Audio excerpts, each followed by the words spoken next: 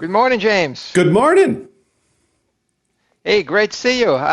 Look, we are doing our one of our usual ones, and I have some questions to throw your way, and maybe we can exchange on this.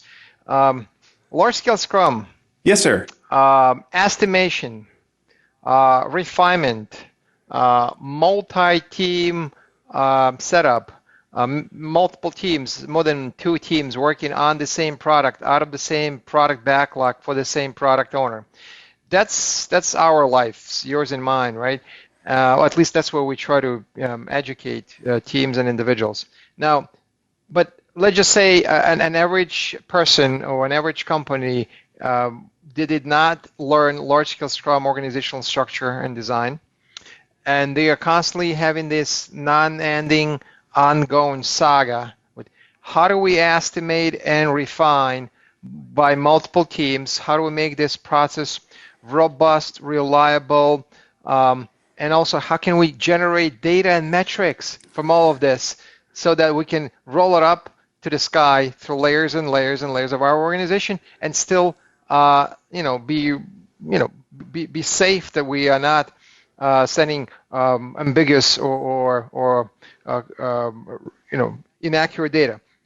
What are your thoughts? So, I think what's important, ignoring all the metrics, is to deliver value to the user. And my experience is the way you do that is you get the people that are doing the work collaborating as closely with the people that are using the product as possible. And also you create a context in which it's safe to do great craftsmanship. So technical excellence and getting the people doing the work as close to the customer as possible so they understand what's actually going on without a lot of organizational middlemen between the teams and the customers. Now, if you have multiple teams that are true feature teams consuming from a single product backlog, there is sort of a large group facilitation challenge of how do you have conversations directly with the customers. And there are a variety of techniques for running multi-team refinement well that that help do that. One of them that I like is this rotation idea where, people are broken up into subgroups that don't necessarily align with team boundaries, that after several clicks, everyone has helped elaborate on every item on the backlog, every item on the backlog that's undergoing refinement. And I think those sorts of techniques are very important when what you're optimizing for is the knowledge transfer between the engineers doing the work and people from the business and people from the user base who actually understand the business domain that the engineers are trying to serve.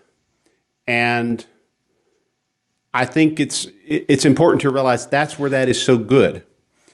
What's interesting is I have also seen context where the business problem is really well understood, and the knowledge transfer is really within and across the teams. So an example might be nuclear fusion. What do we need for nuclear fusion? Well, the truth is the executive of a power company doesn't necessarily know what he wants for nuclear fusion other than the very simple thing of it needs to be economically viable and produce a lot more power than it consumes and be much more efficient than other types of power generation. And the truth is the engineers understand that in far greater detail within all of the various expertise and the physicist and whatnot than does the business. The customer really says, hey, go make it, give me cool power. And I found that to be true in my case study as well. A lot of the BIOS work, partially because the boundary was not as vertical as I would like it to have been. If you look at our feature team adoption map, it was really an extended component team or a set of extended component teams. But within the context of that scope, these blades needed to come up and connect and implement the same protocol that all the previous generations have implemented. I know Boss has done work in the telecom space, which, I have not in that regard. But it seems that a lot of their work was, we need a new set of cell phone tower equipment that implements the new spec. What is the new spec? Thunk, here's a big book, right? It's like, so the knowledge transfer is not between the teams and the end customer so much as it is within all the expertise and within the various teams that are cross-functional teams, cross-functional, cross-component. So I think it's interesting to ask, what knowledge transfer are you optimizing for? And the best way to do multi-team refinement is influenced by that answer. And that may change over time. As the product matures, it may become a different sort of thing, even if it started as something that the engineers kind of knew. Anyway, so that's it for me, Gene. See.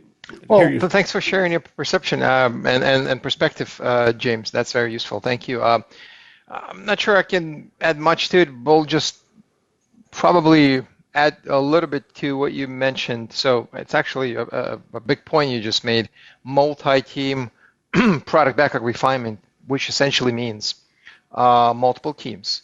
And we strongly recommend doing this not by team A against team B against team C. It's the mingled approach, right? Developers from different teams mingle together, rub shoulders. We call it actually promiscuous refinement, for the lack of better term sometimes. While doing this refinement, of course, nothing prevents them from actually estimating on the go. And because people go in a round robin and bump heads, they use what's called the law of 2 feet, right? I'm sick and tired of hearing this conversation. I understand what this backlog item is. Let me move on to a different conversation facilitated by other users and stakeholders.